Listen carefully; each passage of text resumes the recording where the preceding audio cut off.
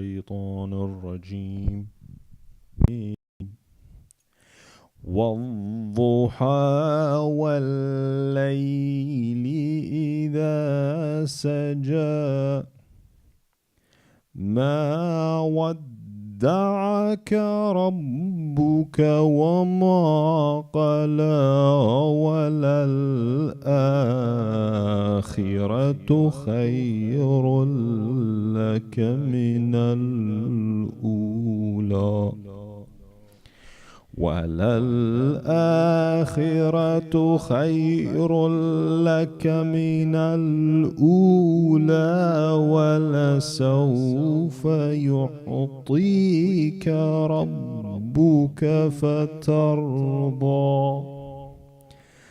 ألم يجدك يتيما فآوى ووجدك ضالا فهدى ووجدك عائلا أنقض ظهرك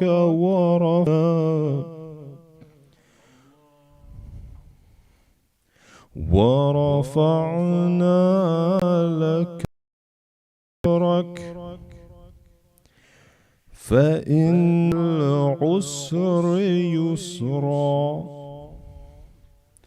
إن مع العسر يسرا فإذا فرغت فانصب وإلى ربك فارغب.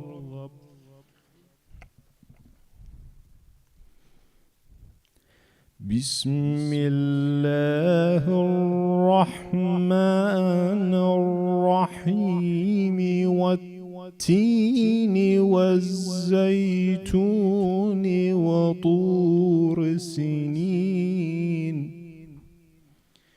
وهذا البلد لقد خلقنا الإنسان ثم رددناه أسفل سافلين إلا الذين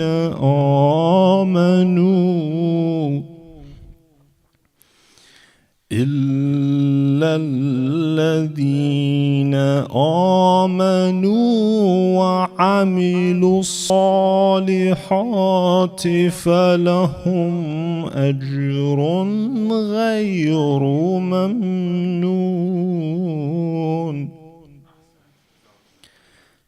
فما يكذبك بعد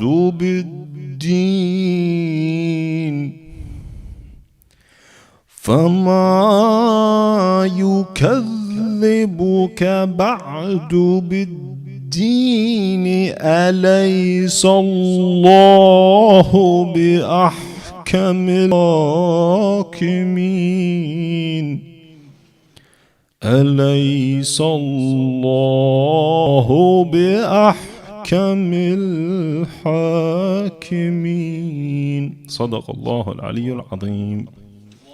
اللهم صل على محمد وآل محمد. جزاكم الله خيرا.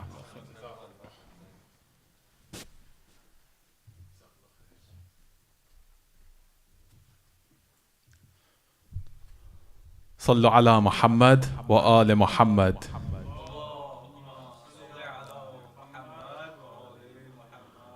أعوذ بالله من الشيطان الرجيم. بسم الله الرحمن الرحيم. الحمد لله رب العالمين، والصلاة والسلام على سيد الأنبياء والمرسلين، خاتم النبيين، جد الحسن والحسين، أبي القاسم محمد.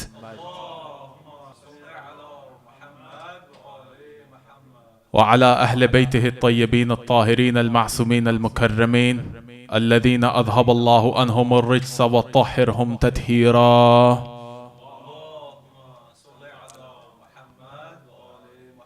ولعنة الله على الأعدائهم أجمعين. أما بعد، فقد قال الله تبارك وتعالى في كتابه الكريم: بسم الله الرحمن الرحيم: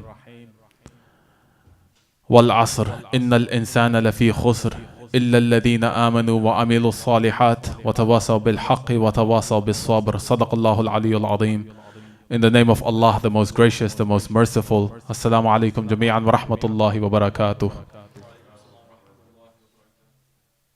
First of all, Jazakallah khair, Brother Saeed, for that recitation. One after another, indeed. Inna ma'al usri yusra. With hardship comes ease. This is a verse that we've repeated and discussed thoroughly throughout our discussions. And alhamdulillah, I pray they've been enlightening to every single one of us, putting in the effort and then reaping the reward afterwards. Tonight's topic is, of course, finding purpose in our lives. Now, Allah subhanahu wa ta'ala tells us in Surah Al-Mu'minun, chapter 23, verse 115, He tells us, or rather He asks us the question, do you think we created you without purpose? Now, what is our purpose in life? This varies from individual to individual. You've got, for example, people who might live in impoverished, war-torn countries without a family, without a friend. What is their purpose? Survival, plain and simple. Those who might live in similar conditions, but they might have a couple of family members with them. Their instinct, their purpose is also to survive, but in addition to that, to provide for their families. Now us, alhamdulillah, living here in this amazing country in Australia, having the freedom to speak our mind, to practice and to preach our religion as we see fit, we do not experience these kind of struggles. And may Allah subhanahu wa ta'ala ease the suffering of those hapless individuals who experience these hardships. The appearance of our final Imam, Ajjalallahu ta'ala farajah.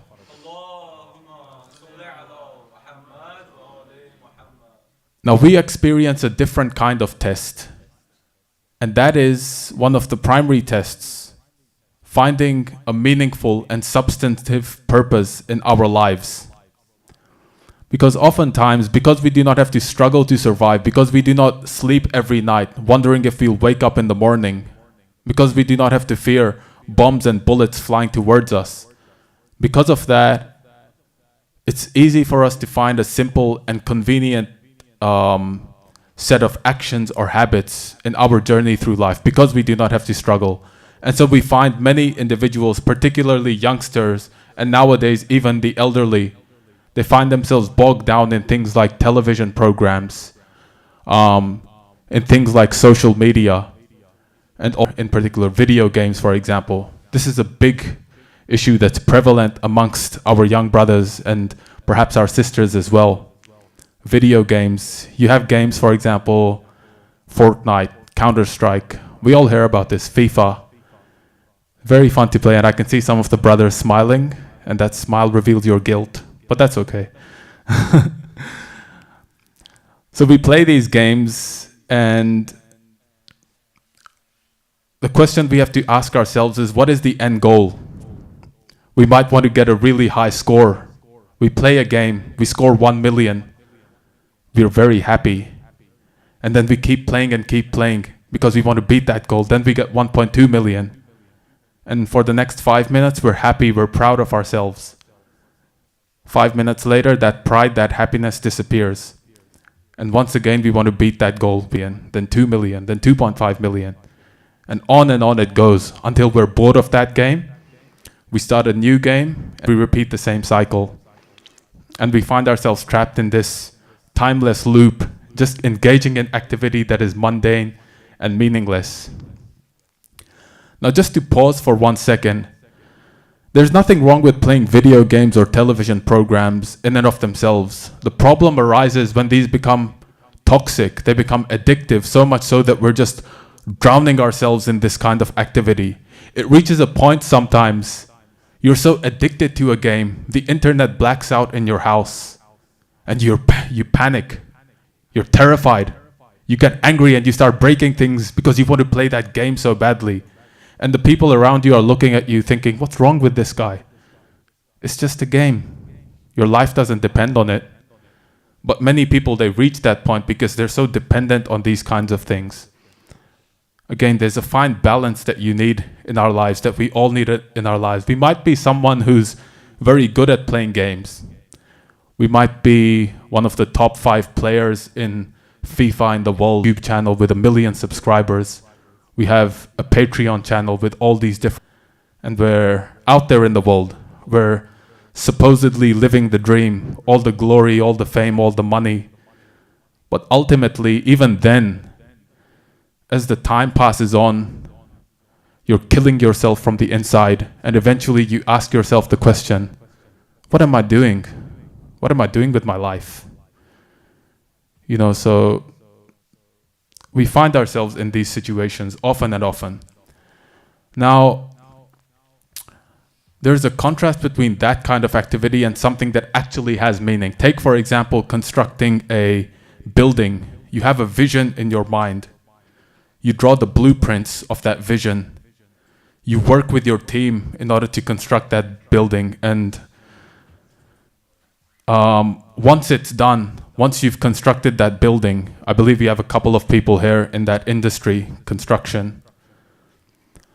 Once you've done that, you look at that building, you feel such a sense of contentment and satisfaction. You've built something where a family can live, where they can enjoy themselves and create memories. Created a benefit for others, and this makes you feel a sense of real pride and passion. You're part of a team of medical researchers. You work to develop a cure to an incurable disease. Once again, these things leave you satisfied and content, as opposed to just drowning yourself in video games or television series. Now, Islamically, on the spiritual side, we also have to try and envision an end goal. Just like I mentioned with constructing the building, you have an end goal in sight. We as Muslims have to visualize and see an end goal of some sort in order to strive towards it. We all want to, no doubt, meet our deceased relatives in the Akhirah. We want to meet the Imams of the Ahlul Bayt in the next world. We want to live eternal life, eternal bliss, no doubt. But this requires, of course, for us to truly believe in the Akhirah, truly accept Allah subhanahu wa ta'ala from the core of our hearts, not just saying the words, but believing them, knowing with absolute certainty that Allah subhanahu wa ta'ala is there and there is a life after the next. And this requires us to study, to analyze, to reflect deeply, to look at our books of theology, and also to discuss these topics with the brothers and sisters around us, with the scholars, with those who know, with the experts. And this increases our faith. This helps us develop a vision of that end goal, the proofs of the existence, the oneness of Allah subhanahu wa ta'ala, what Allah wants from us, the message that the prophets and imams sent. When we discuss these, we visualize that end goal and we have something to strive towards. And inshallah, with that, I would like to close. And for the main lecture, before we do the main lecture, I'd like to recite for all of Fatiha for our late brother, son-in-law of brother Kamal Najafi, the grandfather of brothers Ghadir and Mustafa. Please recite Surah Al-Fatiha ma'as salawat ala Muhammad wa ali Muhammad.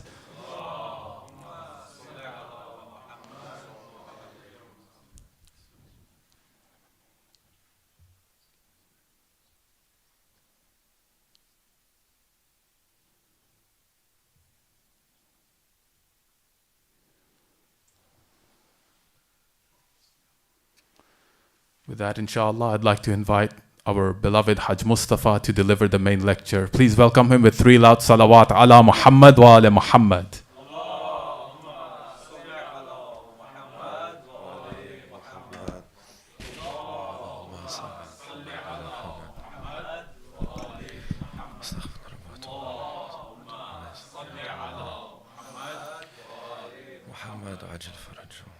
أعوذ بالله من الشيطان اللعين الرجيم اللهم صل على محمد وآل محمد السلام عليكم جميعا ورحمة الله وبركاته. Allah subhanahu wa ta'ala is very clear. He's very direct. You'll find in many ayat, there are ambiguous ayat. There are the Quranic ayat that are called al-mutashabihat, ahsant. Al-mutashabihat, the ones that are ambiguous, they require further explanation, they require hadith and tafsir. Then al-muhkamat, the legal verses. that there is no difference of opinion in the Islamic world or in the world of academia. In a logical sense, these laws are thabit, framework, and everything hangs onto this framework, and the rest you have interpretation. And then you find he's so direct with one particular thing, and you'll find that the more our youth especially, they start to discover the Quran al-Kareem, they start to swim in it a little, they start to tread it lightly, then they might have one ayah that they get enthralled by. They have this ayah they hold on to. Sometimes it's a surah, but there is something that we're looking for. What we're looking for, our dear brother mentioned earlier, Allah subhanahu wa ta'ala never created anything without a purpose. Now, I'd like to start the lecture not with Islamic understanding. I want to teach you atheistic understanding on the member of Imam al-Hussein alayhi salam. Why? Because if you understand how the person without God thinks, automatically by default say, I prefer what Allah wants me to do. Because you see the falsehood in this thing. For example, the atheist, their belief, and I'll say it's a belief, not an understanding, it's a belief. The universe, however it was brought about, they say it has a beginning but no beginner, which makes no sense again. But they will say to you that there is no real purpose, it's just random, this happening. So, okay. Atheism isn't a new idea, but we know in this age it is popular. In fact, it's enforced almost. In fact, if you are religious or you have religious understandings or approaches to life, you are seen as lesser intellectually, that you're not a thinking human being. But you find that they would say, no, it's the height of intellect to deny the beginner of a thing, even though they don't deny their own selves. The atheist will tell you, for example, that this is a purposeless existence. This happened by random. And we will say, but this universe has a beginning. They'll say, but there are multiple universes, and this, out of the trillions and infinite amount of universes, just got it right. Then you say, hold on. Do you have evidence of these multiple universes? We can't even see to the end of our universe. They'll say, no. Theory of yours.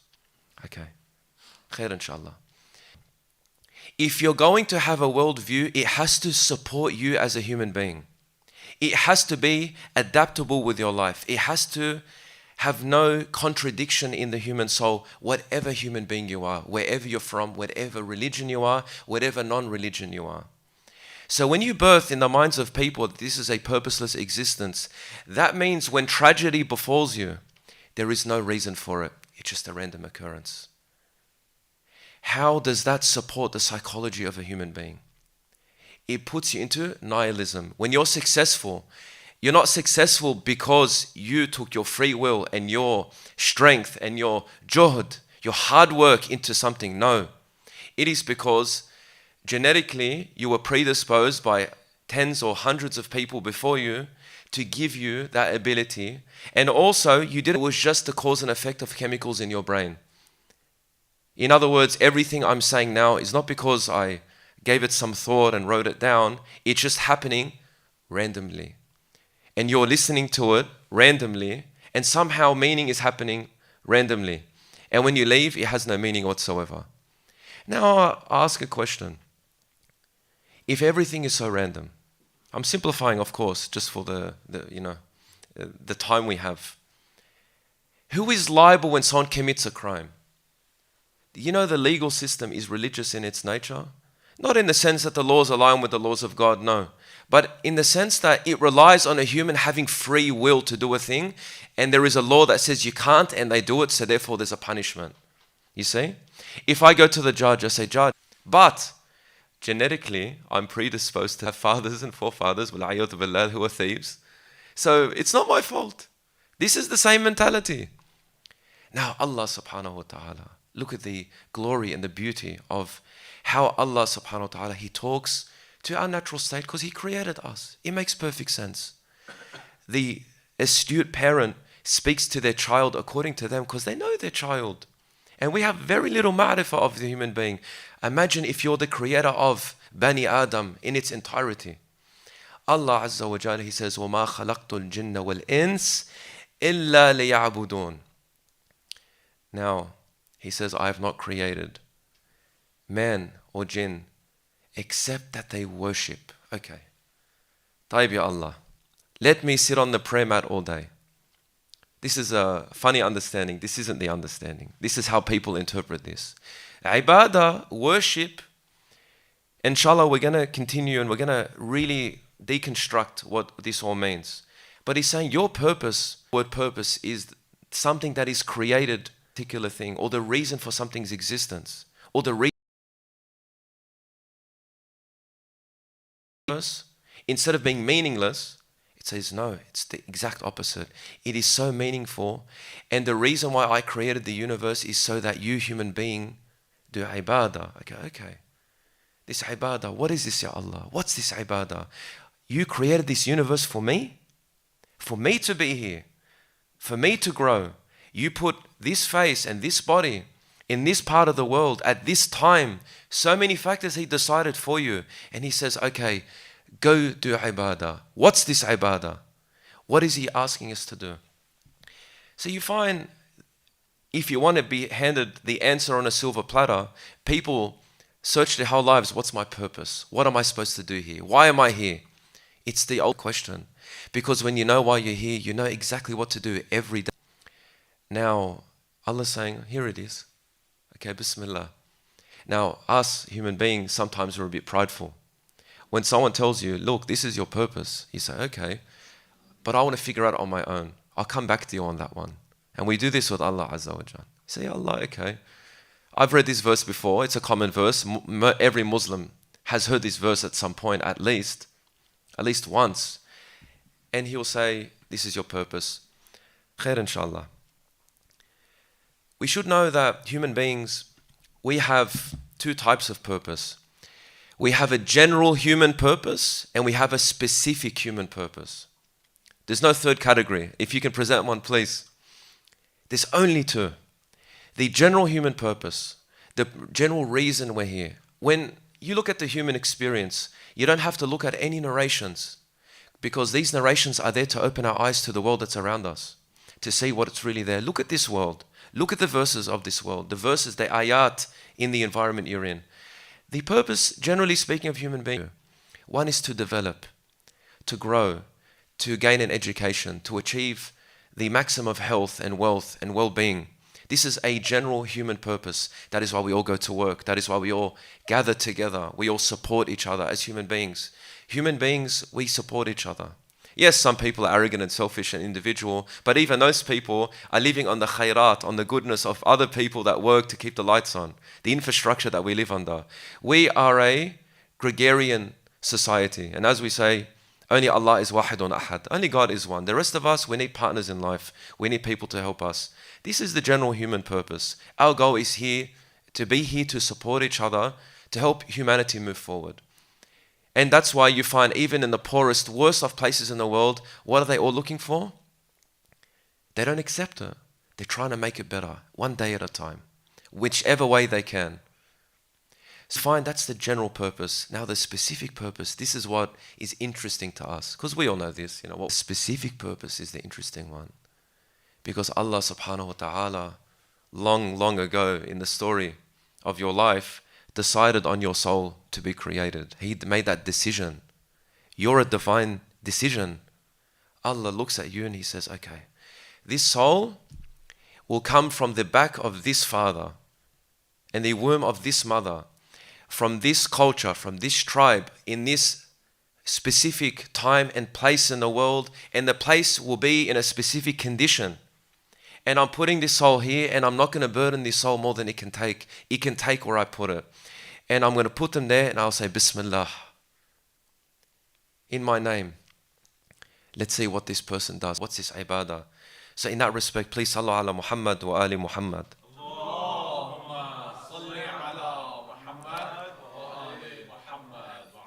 Human beings love the idea of purpose. They love the energy behind the word purpose. But here's the problem.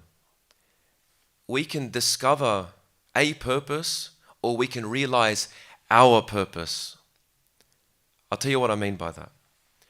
Sometimes people, they find purpose in their body. For example, they go to the gym, their purpose is to become as strong as possible. That's a purpose. They create that purpose for themselves. They achieve a result. Another person, it's in everything. They want to be the best body and the best mind and the best looks. Kamal, and they find purpose in this. Other people find purpose perhaps in an art form. They find it in a particular science. Whatever the case is, people look for something to dedicate themselves to. Sometimes it just means to be a good father. That's their purpose. Or a good mother, a good wife, a good husband. That's their purpose. Raise their kids right. Make sure their kids are well equipped for the world. Okay.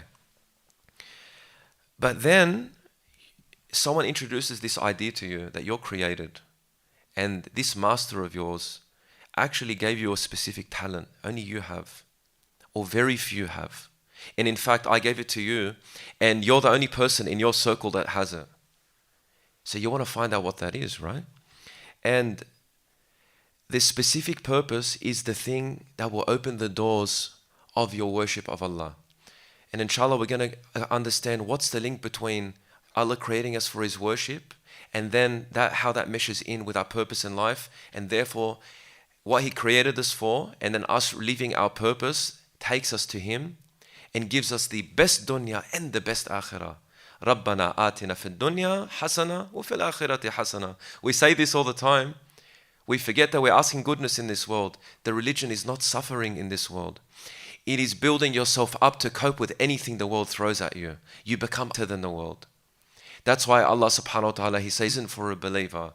Because when you're here and you become that mu'min, you realize, I'm too big for this place. Only Jannah will fit me. You realize that greatness that you have. And the greatness isn't always glamorous. It's not necessarily being the marja or being the personality. It can be in the smallest unnoticeable thing. But in your heart, you're rich. Because you've touched on what Allah has created for you.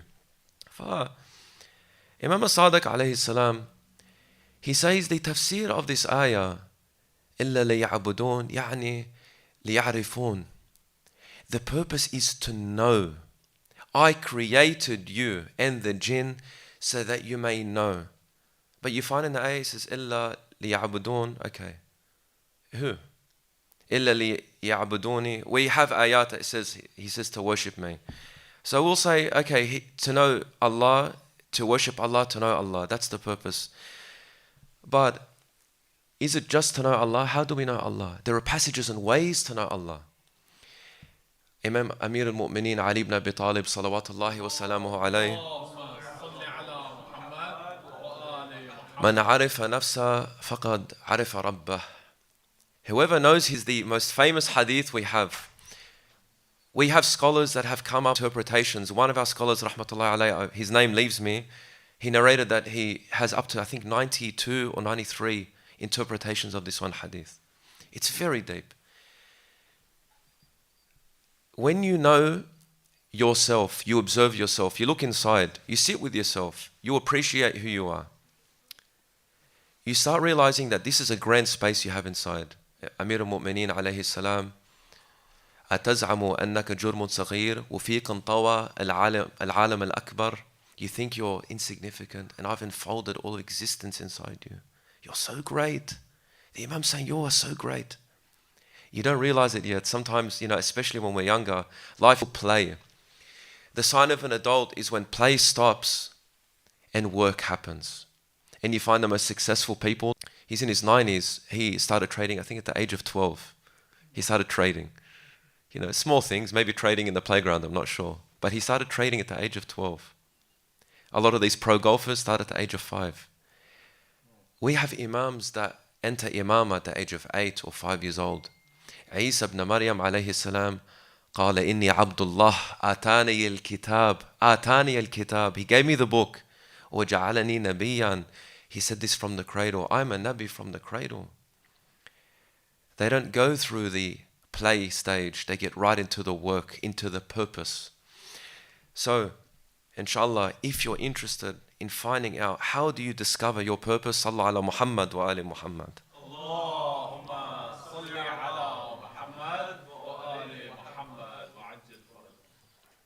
Something to pause on. When you ask yourself, for example, how rich do you want to be? You say, I want to have endless amounts of money. How healthy do you want to be? I want to be the strongest there is. I want to be the healthiest. I never want to be sick. If you could not sleep and still feel energetic and have vitality, would you opt in to not sleep and always be up around the clock? You never get tired? Always doing things that you enjoy? Do you never have to recuperate? Most human beings would say, I could do with a few more hours in my day.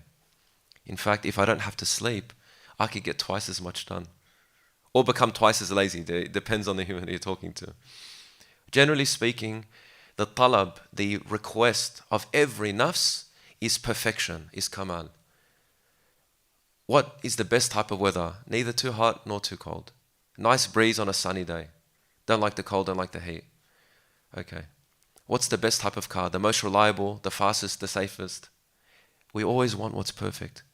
Here's the funny thing. We've never seen perfection before. We've only been born into places that die. People die, seasons change, it gets hot, it gets cold, we lose money, we get money. We've never seen that. A little thought experiment. I want you to think about your favorite food. I want you to think about it. I don't want you having or salivating during the lecture. Generally that's what happens when we think of our favorite food. But think about your favorite food. Now, sometimes you feel like that food. If you never saw that meal, saw a picture of it, tasted it, ever experienced it, could you desire it? Could you desire that? What's your favorite piece of clothing? If you never had the shirt, could you possibly desire to wear it? Okay. Have you ever seen perfection for you to desire it? This is a rule. You can't desire a thing you've never seen or touched or smelled or experienced before. You can't say, I want to go on this road trip to this place if you've never seen a road, don't even know the concept of a road or been to the place. You can't desire to go. But we desire perfection. Now, we don't live in the future. The past is past. We live in the present. The present, we've never seen perfection, ever. No one here can say that. Everyone has to go. But we desire everlasting life. We want to live forever in the best of environments. You have experienced perfection. And if it wasn't in your future and it wasn't now, it must have been in your past. And this is why Islam, when it explains this, Allah Azza wa Jal, He says, I created every single soul. And He asked them, He queried every nafs, every soul, Alastu bi rabbikum? Qalu bala. Shahidna. Am I not your Rabb? We said, yes. We bear witness to you, Allah. We gazed at perfection. And then He puts this soul into this world and we waste our time looking for other than Allah. So you find the way back to Him is to realize the perfection in yourself, because people that aren't like each other don't get attracted. When you realize how great you are, you realize a God must exist. How great is this God? How great is He? Look what He's made within me. Imagine what He is. You can't imagine. In fact, the Imams tell us this. You can never ponder on God's essence. You can only see Him through His creation. You can't fathom psychologically. Our minds break thinking about His greatness. But you're like, but I can see the evidence of a creator in me. So then you want to know, what's your specific purpose? You have to do deep interrogation. Now, if you had the chance, another funny thought experiment. Imagine you could meet yourself, as in sit with you physically. So, see, our brother Jahangir can meet his clone and just speak to him. And he'd ask him questions. Ask yourself, this is how you find purpose. This is one method. Ask yourself, if I could snap my fingers and be the best person I can imagine myself being, what would I look like? What would I sound like? What would I dress like? How much would I know? What would I achieve? Ask yourself this question and then write it down. Okay. Then do a filter on this. Okay.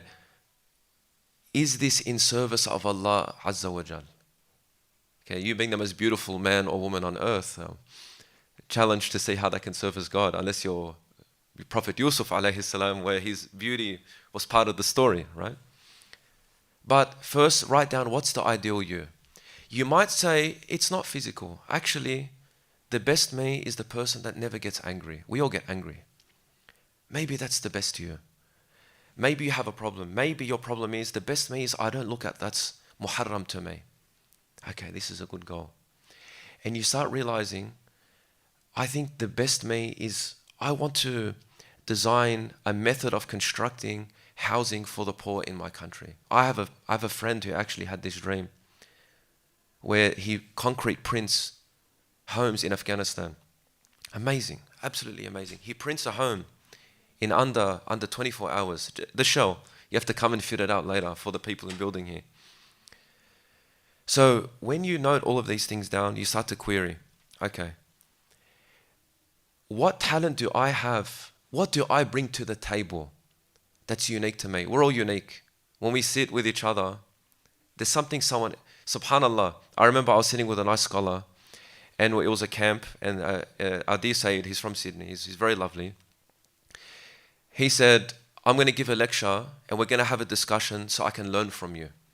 He's a wise man, because he knows that he's going to present something, but the youth in the audience, they're going to present information to him that he didn't know. And he's going to build his knowledge. He wasn't, obfuscated by his image. He's a Sayyid, he's a Sheikh, or, Hamama and Abaya. He said, I can learn. He's always in a state of learning. All right? This is a purpose. His purpose is to learn and to present and to learn from the people he presents to. He found his purpose. Maybe you're eloquent. Maybe you're strong in your speech. Maybe you're strong in your body. Then you say, okay, I'm very good at mathematics. Then you look at that talent and you say, where can I place it? Is my community up to scratch with that? Maybe you're good at talking to people and getting them to do things. You're good at manipulating people. It's a talent. Manipulation can be positive. If you don't know what positive manipulation looks like, go talk to your mother. She does it all the time, and you don't even know. She says, do you want to go to bed at 7 o'clock or 7:30 to a child? And the child says 7:30. She gets what she wants. You see? The idea of the false option. It's a parenting technique. I use it all the time myself. I give my daughter 3 options. I like all 3 of them. I don't give her number 5, which is the one she wants. I distract her, you see? Maybe you're wise. Maybe you're the type of person that when someone presents a problem, you can see all the ab'ad, you can see all the different ways the situation can go, and you can advise on every single way. I've met people like this, they're astonishing. My father, rahmatullahi alayh, he used to say things to me, and I'm like, come on, Dad. And it happens, I'll go back to him, and he's smiling. Didn't I tell you? I go, how'd you know? He goes, I know. Khalas. Listen to me next time. Okay. Some people have this. You have to think, interrogate yourself, talk to yourself. Get to know who you are. You're going to see that you have, like we said, these immaculate, immortal, infinite desires. And he said, I have seen God in my heart. Because in my heart, I want to be forever. And there is nothing forever. So I have seen Allah. I've seen His presence. I know He's there now. I didn't need a book to tell me. The book came to remind me. Dhikr, it's a reminder. It's reminding you what you already have. And in fact, just to add to that, the way you know you have a Nabi in front of you. Imam al-Hasan alayhi salam, aflaha man salla ala Muhammad wa ali Muhammad.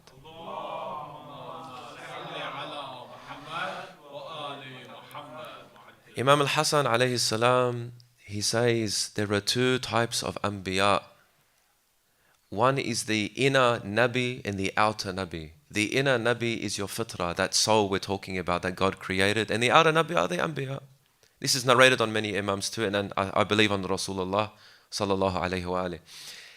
And you have that inner prophet in you, it identifies what's outside. When the Quran, the ayat and bayinat are presented to you, you say, as the Arabs said, Ma hadha kalam al-bashar.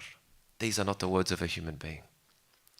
You, Ya Muhammad, sallallahu alayhi wa alihi, you are not saying the words of a man. These are not your words. Shahidna, we bear witness to you. You see? Because your heart knows. Okay, let's make it more practical. We've sat down, we've interrogated ourselves, we've asked ourselves questions. What do I want to be? How do I envision myself? What talents do I have? I'll tell you something. You might think I'm talentless. I have nothing to offer. La. What you have is a limiting thought that's blocking you from seeing what you have. Don't doubt for a second you have a talent. Because that means Allah subhanahu wa ta'ala didn't give you a specific purpose. He gave you something. It doesn't have to be glamorous. It's not going to make you famous. You know, I have an uncle. He prides himself on how good he makes his chai and his eggs. He prides himself on making breakfast. He loves to make breakfast for people. But there's something that comes with it.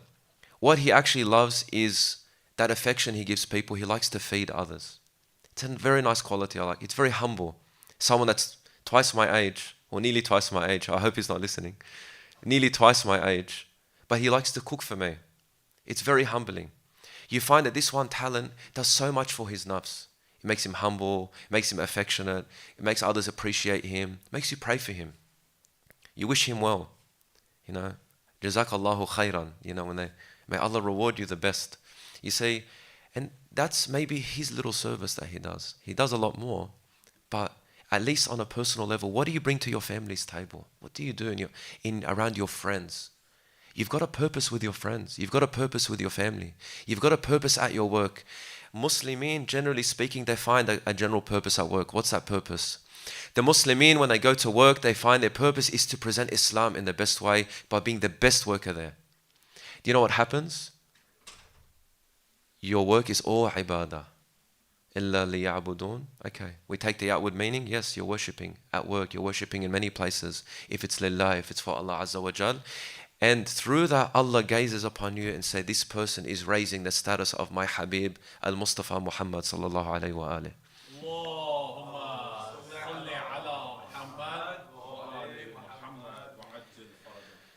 So, inshallah, walk away tonight, think about, what do you bring to the table? If you think you don't have that thing, Jazakallahu khairan, ahsant.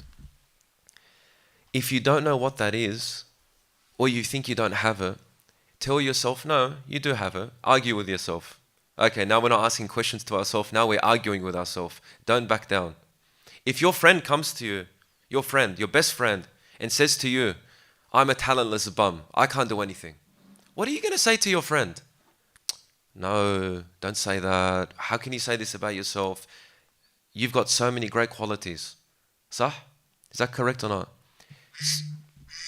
Afwan. Sallallahu ala Muhammad wa ali Muhammad.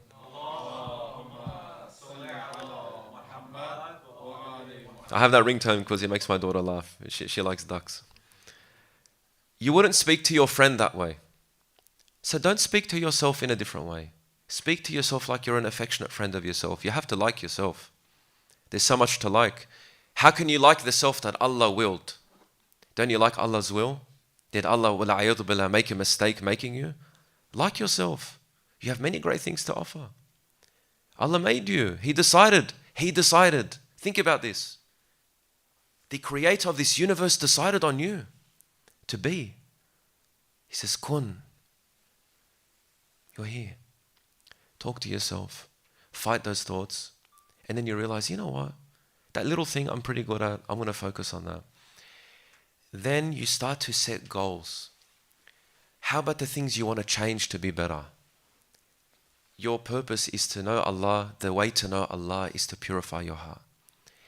It's a journey for everyone. Especially me. All of us are suffering with our nafs. We're suffering with so many different things. Some of them are common and some of them are very specific. That's okay. That's all right. When you go to the gym and you can't lift the bar, you aim to lift the bar. When you finally can lift the bar and do 3 reps of 8, you put the 10s on. Then you put the 20s on. You find yourself lifting 100 kilos after a year. You see? That's the physical sense. Spiritually, it's the same. Sometimes, you know what your challenge might be? You can't get up at Fajr every time. It's difficult. And some people say, oh, I barely sleep. I sleep 2 hours. I get up easily. It's like, oh, alhamdulillah, you're lucky. Maybe you have to fix your lifestyle. Maybe you have to sleep a bit earlier. Maybe you have to get to know your body. Get to know your body. Some people don't need much sleep to get up. Some people need a lot of sleep. Allah, perhaps He made you that way. Some people need 8 hours. Some people need 6. Anyone who survives on 4 are going to have heart issues and they need to see a professional. It's not healthy. But otherwise, we vary. Discover your diet. Discover your people around you. What do they bring? How do they feed your soul? How do they serve that purpose of serving Allah Azza wa Jal?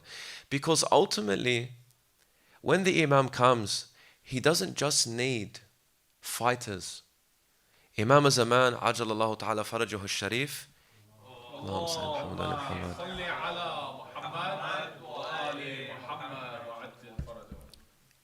He needs engineers. He needs graphic designers. He needs accountants. He needs scholars. He needs everything. He needs us. He doesn't come because we're not ready.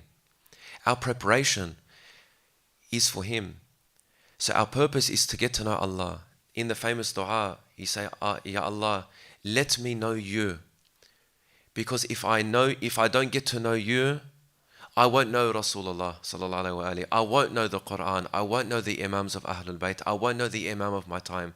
Ya Allah, I need to know You. Allah says, know yourself and you'll find me there. I've been there the whole time. And this is the heartbreaking thing for us. He was with us the whole time. And we never saw Him there. The loving, caring one that always looked out for us, that gave us wujud, existence. We didn't see Him there in our heart. So when we find Him, we're happy and we're sad. We're happy that we found You, Ya Allah.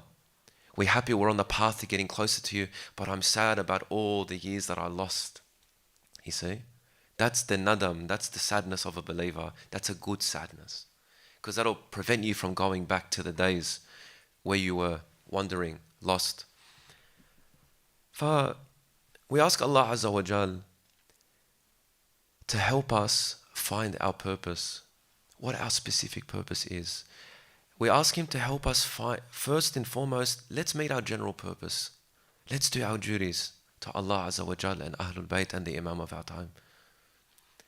But let us allow Him to realize.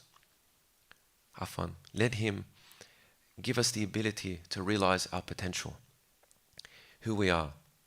And then write it down. Amir al-Mu'mineen alayhi salam, he says, work on your nafs, even if you have to write it in a book. Write down your problems. Because when you have a purpose, you have a plan. When you have a plan, you have guidance. And when Allah Azza wa Jal sees this abd tiring themselves, not keeping their score of, as the dear brother mentioned, in their gaming, or tiring themselves at work only, they get home at the end of the day, they say, Ya Allah, 5 minutes. Okay, they give a review. They review themselves. Tomorrow I'll try again. And they are relentless. They don't back down. They will have bad days, or have bad weeks, they'll have bad months, but they always go back. Because they are dead on trying to be the best they can and find their purpose, because when they have purpose, they have guidance, and when you're guided, nothing can stop you. Only Allah Azza wa Jal will stop you if it's good for you.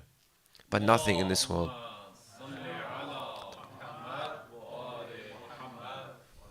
So inshallah, in summary, we ask Allah Azza wa Jal to grant us the tawfiq, the ability to find this purpose. We ask Allah to help us align this purpose with Imam al-Zaman, Ajalallahu Ta'ala Farajuhu al-Sharif.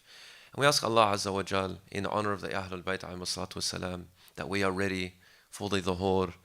And inshallah, it is near. Wa akhru da'wana, an alhamdulillahi rabbil alameen.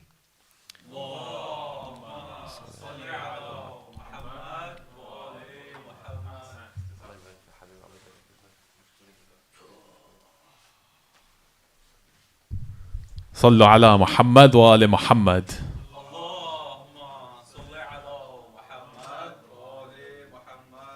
Jazakallah khair, Hajj Mustafa, as always, for that amazing and insightful lecture. Alhamdulillah, just as you mentioned, each of us has a talent within us, a capability which we often do not recognize because we don't put in the energy, the effort, we do not believe in ourselves. We're mired with self-doubt, and oftentimes others who doubt us, they make us feel this way. Hajj Mustafa mentioned the verse in the Quran about Allah subhanahu wa ta'ala saying He does not place a burden on a soul beyond what it can bear. When we feel that we're overburdened, do not think you're overburdened, because there's more inside. You have the capability. If you dig deep, if you reach down beneath the surface, you can grab hold of whatever it is inside there. You have that capability inside you when you dig deep. Just like, for example, when you're looking for gold underneath the ground, anything like that, it requires effort. You dig deep and you extract. Each of us have this kind of treasure inside of us which can help us overcome, which can guide us to overcome any of the struggles, the trials and tribulations that we face. So inshallah ta'ala, as we leave tonight, when we experience any struggle, remember, keep persisting, keep moving forward, and inshallah ta'ala you will overcome and you will succeed. Jazakallah khair once again, Hajj Mustafa.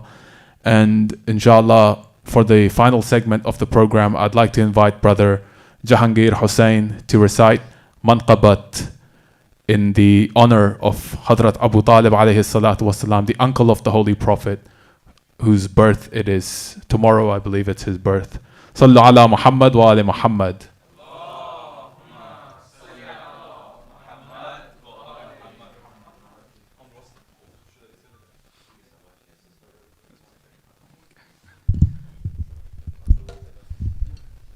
Assalamu alaikum rahmatullah. First of all, I would like to congratulate everyone on the birth anniversary of Hazrat Abu Talib, Abu Muhammad Ali Muhammad Salawat.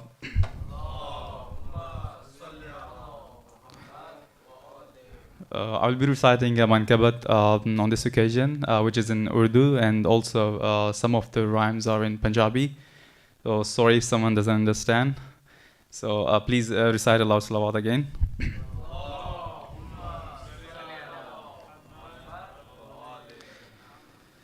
Haq Ali Ali Maula, Haq Ali Ali Maula, Haq Ali Ali Maula, Haq Ali Ali Maula. قرآن پڑھایا ہے, ایمان بتایا ہے, قرآن پڑھایا ہے, ایمان بتایا ہے. عمران کے گھرانے نے, عمران کے گھرانے نے اسلام بچایا ہے. حق علی علی مولا, حق علی علی مولا, حق علی علی مولا, حق علی علی مولا. بڑا محبوب گھرانہ ابو طالب کا گھرانہ, بڑا محبوب گھرانہ ابو طالب کا گھرانہ, بڑا محبوب گھرانہ ابو طالب کا گھرانہ. غلام ان کا ہے زمانہ ابو طالب کا گھرانہ, بڑا محبوب گھرانہ ابو طالب کا گھرانہ. کیا ہر کام اسی کی رضا میں راضی رہ کر, خدا کے دین کی خاطر ہزاروں صدمے سہ کر, کرے ہر دم شکرانہ ابو طالب کا گھرانہ, بڑا محبوب گھرانہ ابو طالب کا گھرانہ, بڑا محبوب گھرانہ ابو طالب کا گھرانہ. رسالت ہو کے امامت, ولایت ہو کے طہارت, شرافت ہو کے صداقت, سخاوت ہو کے شجاعت, ہر ایک عظمت کا ٹھکانہ ابو طالب کا گھرانہ, بڑا محبوب گھرانہ ابو طالب کا گھرانہ, بڑا محبوب گھرانہ ابو طالب کا گھرانہ. کدی ممبر تے کھڑ کے, کدی میدان تے لڑ کے, کدی نیزے تے چڑھ کے, کدی خطبے پڑھ پڑھ کے, سکھاوے دین بچانا ابو طالب دا گھرانہ, بڑا محبوب گھرانہ ابو طالب کا گھرانہ, بڑا محبوب گھرانہ ابو طالب کا گھرانہ. کدی بن پاک محمد, کدی بن حیدر صفدر, کدی شبیر تے مہدی دی صورت دنیا اندر, ہے جیندہ آنا جانا ابو طالب دا گھرانہ, بڑا محبوب گھرانہ ابو طالب کا گھرانہ. Please recite along me. بڑا محبوب گھرانہ ابو طالب کا گھرانہ, بڑا محبوب گھرانہ ابو طالب کا گھرانہ. دیے رہب کو بیٹے, کیا بے زر کو ابو ذر, دیے ہیں فطرس کو پر, جگایا جن کا مقدر، یہ ہے سخیوں کا گھرانہ، ابو طالب کا گھرانہ بڑا محبوب گھرانہ، ابو طالب کا گھرانہ بڑا محبوب گھرانہ، ابو طالب کا گھرانہ۔ پکارا جب مشکل میں انہوں نے کی لج پائی، سبھی منگوں کی پل میں بھری ہے جھولی خالی، چکا جس در پہ زمانہ ابو طالب کا گھرانہ بڑا محبوب گھرانہ، ابو طالب کا گھرانہ بڑا محبوب گھرانہ، ابو طالب کا گھرانہ۔ ایندا سلمان گداگر تے نوکر میسم کمبر دی ہیں، ادا سلمان گداگر تے نوکر میسم کمبر، اندا جبریل سلامی سگے شہباز کلندر، ہے بنیا سب دا ٹھکانا ابو طالب دا گھرانہ بڑا محبوب گھرانہ، ابو طالب کا گھرانہ بڑا محبوب گھرانہ، ابو طالب کا گھرانہ۔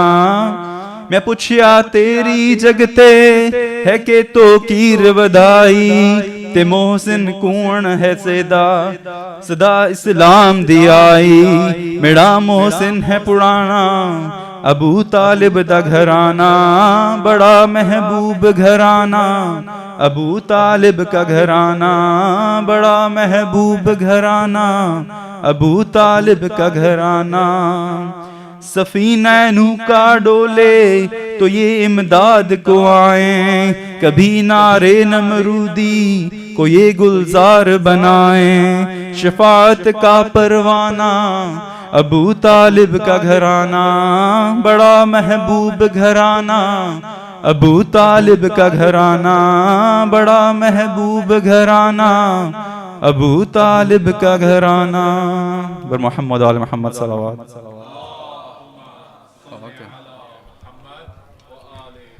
Now I would like to request everyone to please stand up so we can recite Ziyarah.